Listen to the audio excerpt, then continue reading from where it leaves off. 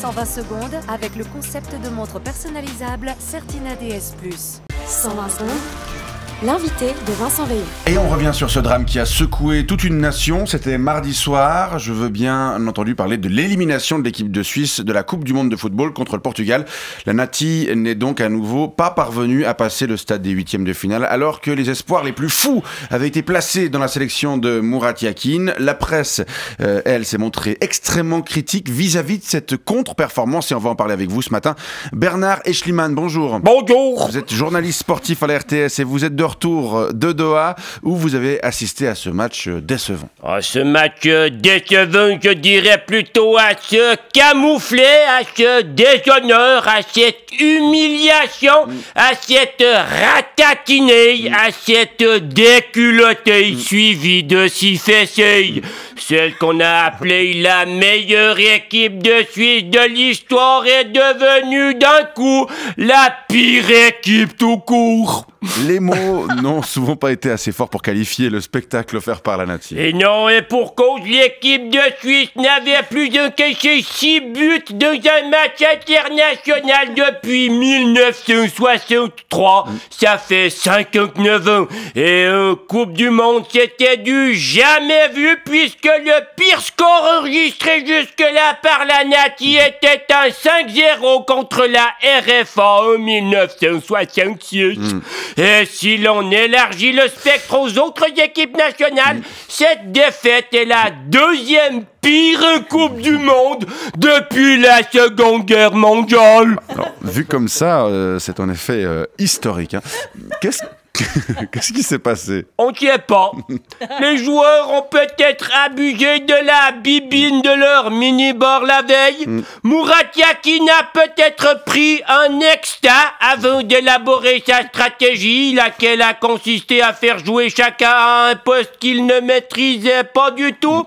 Les dieux du football ont-ils voulu venger les Portugais qui ont tout fait pour construire la Suisse moderne, puis pour la nettoyer, souvent sans reconnaissance de notre part? On ne sait pas. À propos des Portugais, il faut quand même dire que si les Suisses ont été particulièrement nuls, eux ont été particulièrement forts. Oui, mais ça change rien au fait que, perso, je n'ai ma claque de cette Nati. Ça fait depuis que j'ai 20 balais qu'elle m'inflige des coitus interruptus.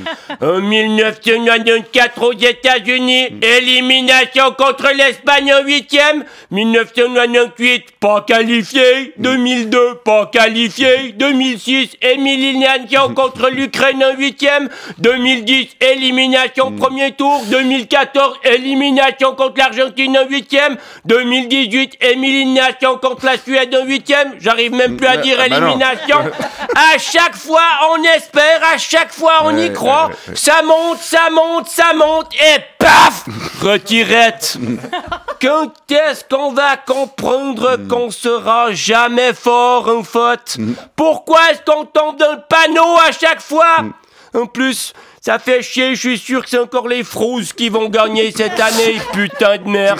C'est comme ça, mais le football déchaîne les passions. Enfin. Oui, au point d'avaler des kilomètres de couleuvres en acceptant de fermer les yeux sur tous les scandales qui ont émaillé cette Coupe du Monde dégueulasse, organisée à coups de brouettes de fric dans cette pétrodictature. En tout cas, vous pouvez compter sur moi.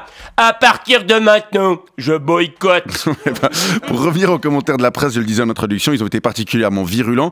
Comment on peut passer si vite de l'amour à la haine? Vous savez, dès que la Nati est éliminée, la plupart des journalistes qui la suivaient sur place la suivent également dans l'avion du retour, en classe éco. C'est le cas à la RTS où une grande partie de l'effectif, dont votre serviteur, sont rentrés au bercail. Et donc, à cause de ce score de match de tennis, ce n'est fini des bibines à 15 balles aux frais de la princesse. Ce n'est fini des bains de soleil au bord de la piscotte du 5 étoiles. Ce n'est fini du shopping dans les merveilleux malls climatisés de Doha. Et c'est retour au froid, au brouillard et à la sobriété énergétique. Il y a de quoi chier dans les bottes à Murat, Vincent et compagnie. Très bien, on retiendra donc votre déception partagée par nombre de nos auditeurs. Sans doute, Bernard Alexander Eschliman, journaliste sportif à la RTS. Merci pour cet éclairage et bonne journée. Oh non.